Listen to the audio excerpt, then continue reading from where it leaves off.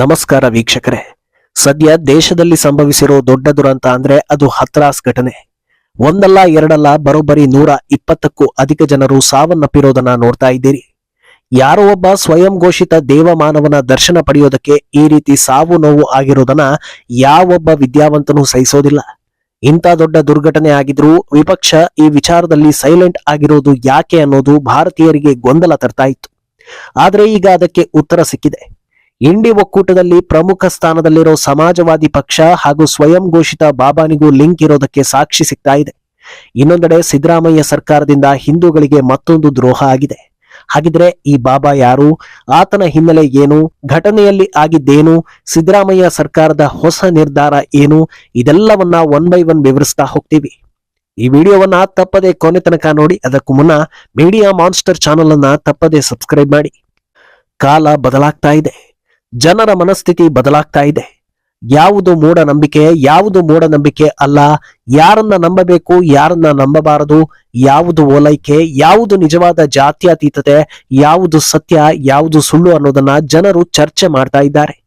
ಇಂಥ ಕಾಲಘಟ್ಟದಲ್ಲೂ ಯಾರೋ ಒಬ್ಬ ಬಾಬಾ ಅಂತ ಹೇಳ್ಕೊಂಡು ಬಂದ್ರೆ ಲಕ್ಷ ಲಕ್ಷ ಜನರು ಸೇರ್ತಾರೆ ಅಂದ್ರೆ ಇದು ಎಲ್ಲರೂ ತಲೆ ತಗ್ಗಿಸೋ ವಿಚಾರವೇ.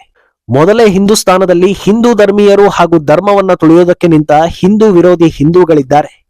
ಅಂಥದ್ರಲ್ಲಿ ಇಂಥ ಘಟನೆಗಳು ಸಂಭವಿಸಿದ್ರೆ ಆಡಿಕೊಳ್ಳುವವರ ಬಾಯಿಗೆ ನಾವೇ ಆಹಾರ ಕೊಟ್ಟಂತಾಗತ್ತೆ ಅಂತ ಜನ ಮಾತಾಡ್ಕೊಳ್ತಾ ಇದ್ದಾರೆ. ಆದ್ರೆ ಈ ಬಾಬಾ ಹಿಂದೆ ಯಾರಿದ್ರು ಅನ್ನೋದು ಗೊತ್ತಾಗ್ತಾ ಇದ್ದ ಹಾಗೆ ಜನರಿಗೆ ಇದರಲ್ಲೇನು ಅಚ್ಚರಿ ಇಲ್ಲ ಅನ್ನೋ ರೀತಿ ಭಾವನೆ ಬರ್ತಾ ಇದೆ. ಅದನ್ನ ಹೇಳೋದಕ್ಕೂ ಮುಂಚೆ ಈ ಘಟನೆ ಏನು ಅನ್ನೋದನ್ನ ಒಂದ್ಸಲ ತಿಳಿಸ್ತೇನೆ. ಅಂದಹಾಗೆ ಈ ಘಟನೆ ನಡೆದಿರೋದು ಉತ್ತರ ಪ್ರದೇಶದಲ್ಲಿ. ಮಂಗಳವಾರ ಮಧ್ಯಾಹ್ನ 2 ಗಂಟೆ ಸುಮಾರಿಗೆ ಹತ್ರಾಸ್ನ ಈ ಸತ್ಸಂಗ ಸಮಾರಂಭಕ್ಕೆ ಜನಸಾಗರವೇ ನೆರೆದಿರುತ್ತೆ.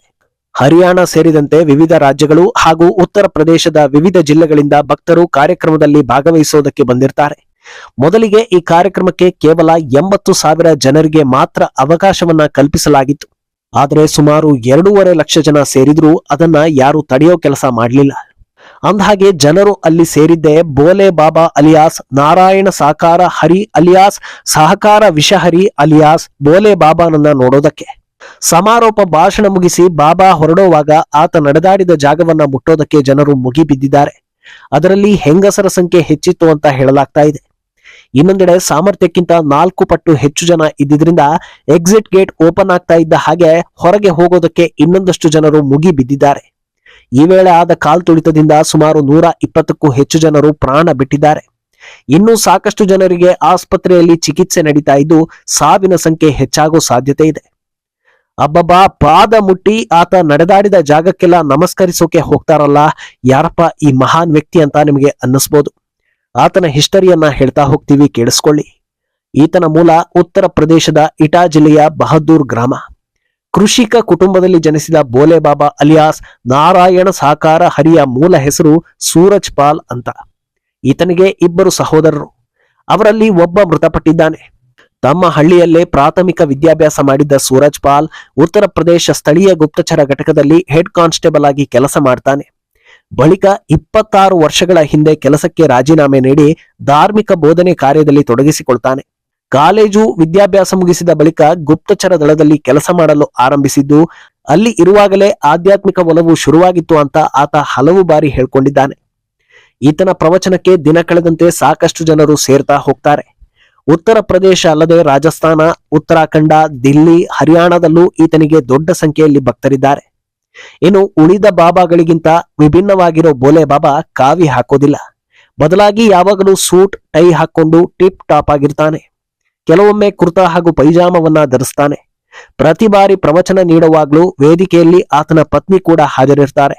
ಇನ್ನು ಐಷಾರಾಮಿ ವಾಹನಗಳಲ್ಲಿ ಓಡಾಡೋ ಈ ಬಾಬಾ ಭಕ್ತರು ನೀಡೋ ದೇಣಿಗೆಯನ್ನ ನಾನು ಬಳಸೋದೇ ಇಲ್ಲ, ಎಲ್ಲವನ್ನೂ ಜನರಿಗಾಗಿ ವಿನಿಯೋಗ ಮಾಡ್ತೀನಿ ಅಂತೆಲ್ಲ ಹೇಳ್ಕೊಂಡಿದ್ದಾನೆ. ಇದು ಈ ಬಾಬಾ ಹಿಸ್ಟರಿ. ಆದ್ರೆ ಇಷ್ಟೊಂದು ಪಾಪ್ಯುಲಾರಿಟಿ ಇರೋ ಬಾಬಾ ಜೊತೆಗೆ ಯಾರೆಲ್ಲ ಇರ್ತಾ ಇದ್ರು ಅನ್ನೋದು ಕೂಡ ಈಗ ದೊಡ್ಡ ಮಟ್ಟದಲ್ಲಿ ಸೌಂಡ್ ಮಾಡ್ತಾ ಇದೆ. ಈತನ ಸತ್ಸಂಗದ ಹಳೆ ಫೋಟೋಗಳೆಲ್ಲ ಈಗ ವೈರಲ್ ಆಗ್ತಾ ಇದ್ದು ಸಮಾಜವಾದಿ ಪಕ್ಷದ ಮುಖ್ಯಸ್ಥ ಅಖಿಲೇಶ್ ಯಾದವ್ ಈತನ ಜೊತೆ ಗುರುತಿಸಿಕೊಂಡಿರೋದು ಗೊತ್ತಾಗ್ತಾ ಇದೆ. ಆತನ ಸಾಕಷ್ಟು ಸತ್ಸಂಗ ಕಾರ್ಯಕ್ರಮಗಳಲ್ಲಿ ಅಖಿಲೇಶ್ ಇರ್ತಾ ಇದ್ದಿದ್ದಕ್ಕೆ ಹಾಗೂ ಅಲ್ಲಿ ಅವರೂ ಕೂಡ ಮಾತಾಡ್ತಾ ಇದ್ದಿದ್ದಕ್ಕೆ ಫೋಟೋ ಸಾಕ್ಷಿಗಳು, ವಿಡಿಯೋಗಳು ಸಿಗ್ತಾ ಇವೆ. ಇದೇ ಕಾರಣಕ್ಕಾಗಿ ವಿಪಕ್ಷಗಳು ಸೈಲೆಂಟ್ ಆಗಿವೆ ಅನ್ನೋದು ಕೂಡ ವೈರಲ್ ಆಗ್ತಾ ಇದೆ.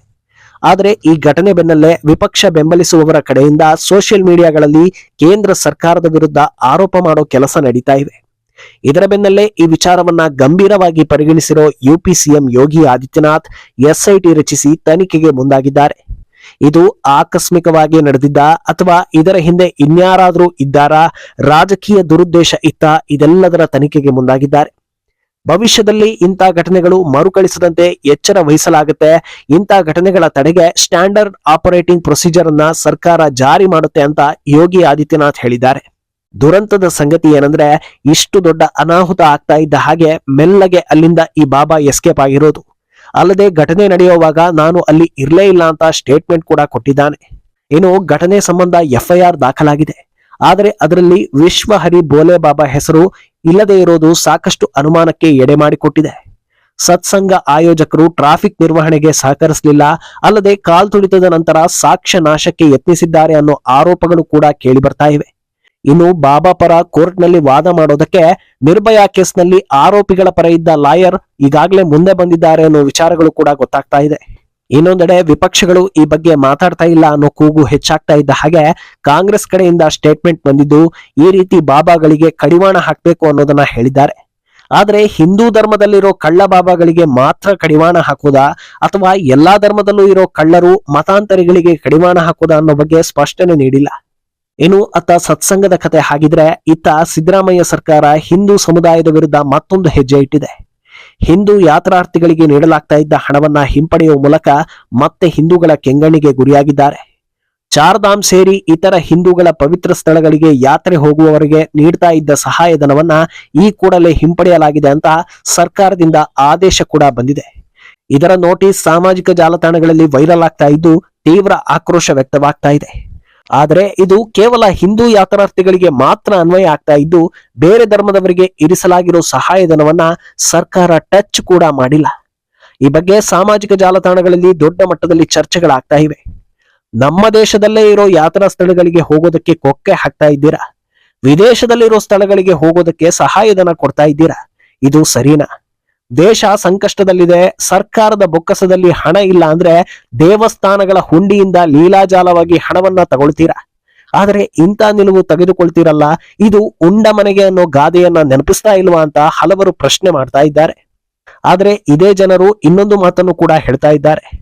ಅದೇನೆಂದ್ರೆ, ಪ್ರಶ್ನೆ ಮಾಡುವವರು ಸೋಷಿಯಲ್ ಮೀಡಿಯಾದಲ್ಲಿ ಕೂಗಾಡ್ತಾರೆ, ಅರಚಾಡ್ತಾರೆ, ಮೈ ಪರಚಿಕೊಳ್ತಾರೆ, ಆಮೇಲೆ ಸುಮ್ಮನಾಗ್ತಾರೆ.